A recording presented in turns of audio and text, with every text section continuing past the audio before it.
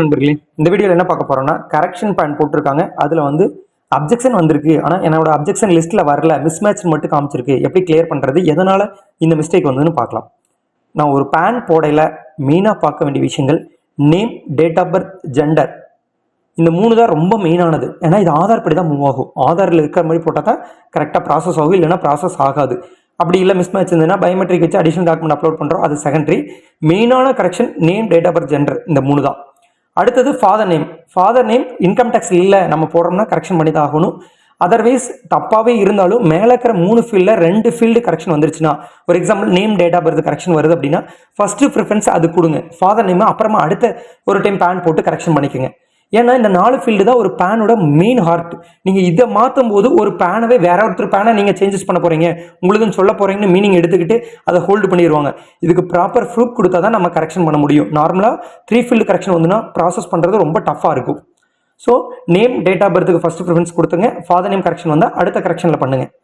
இல்லை எனக்கு date of birth இல்லை, நேம் ஃபாதர் நேம்னா தாராளமாக பண்ணிக்கலாம். ஓகே, இது வரைக்கும் ஏன் மிஸ்மேட்ச் வந்தது? இன்னைக்கு டேட்லேருந்து இன் ஃபியூச்சரில் போகிற எல்லா அப்ளிகேஷனுமே நம்ம வெரிஃபிகேஷன் ஸ்டிட் பண்ணிட்டோம். நீங்கள் ஐடிடிக்கும் நீங்கள் அப்ளை பண்ணதுக்கு மிஸ்மேட்ச் இருந்துன்னா அதுவே வார்னிங் காமிச்சிடும், ப்ராசஸ் பண்ண விடாது. நேமாக இருக்கட்டும், ஃபாதர் நேமாக இருக்கட்டும், ஜெண்டராக இருக்கட்டும், இதுக்கெல்லாமே வெரிஃபிகேஷன் பண்ணிட்டோம். ஏப்ரல் 1க்கு முன்னாடி வரைக்கும் வெரிஃபிகேஷன் இருந்தது. ஏப்ரல் 1க்கு அப்புறம் போட்ட அப்ளிகேஷனுக்கு ஸ்ட்ராங் வெரிஃபிகேஷன் இல்லாதனால இந்த எரர் வந்தது. அதை நம்ம ஸ்ட்ரிக்டாக இப்போ கண்ட்ரோல் பண்ணிட்டோம். பட் இதுக்கு முன்னாடி போட்டதுக்கு எல்லாமே இது மாதிரி எரர் வந்திருக்கும். இன்கம் ஓப்பனில் ட்ராக் பண்ணும்போது காமிக்கும், அப்ளிகேஷனில் இது மாதிரி டைப் பண்ணியிருக்கீங்க, இன்கம் டேக்ஸில் இது மாதிரி இருக்குது, நேமில் தப்பு இருக்குது, ஃபாதர் நேமில் தப்பு இருக்குது, டேட் ஆஃப் பர்த்தில் தப்பு இருக்குன்னு வரும். இதில் சிங்கிள் ஃபீல்டுனா ஏதாவது ஒரு ஃபீல்டு மட்டும் மிஸ்டேக், இதை ஈஸியாக கிளியர் பண்ணிடலாம். அடுத்தது 2 ஃபீல்டு கரெக்ஷன், இதுவும் ஈஸியாக கிளியர் பண்ணலாம். நேம், ஃபாதர் நேம், இல்லை name, date of birth, name, gender, இது மாதிரி ஏதாவது ஒன்று. இதுக்கெல்லாமே நீங்கள் எங்களுக்கு கொடுக்க வேண்டியது அப்ளிகேஷன் நீங்கள் அப்ளை பண்ணது படி வேணுமா இல்லை இன்கம் டேக்ஸ் படி வேணுமா அப்படின்னு. இன்னொன்று 3 ஃபீல்டு கரெக்ஷன், நான் சொன்ன மாதிரி ஜெண்டர் மேக்ஸிமம் வராது அப்படின்னு. ஜெண்டர் ஆக்சுவலாக கஸ்டமர் தான் தப்பாக போட்டிருக்காரு. அப்போ இதில் தப்பாக படிச்சிட்டோம் அப்படின்னா நம்ம வந்து இன்கம் டேக்ஸ் படி வேணும்னு சொல்லி ரெக்வஸ்ட் பண்ணிடலாம். இன்னொரு இதில் பார்த்தீங்கன்னா 3மே கரெக்ஷன் தான், அது ஒன்றும் பண்ண முடியாது.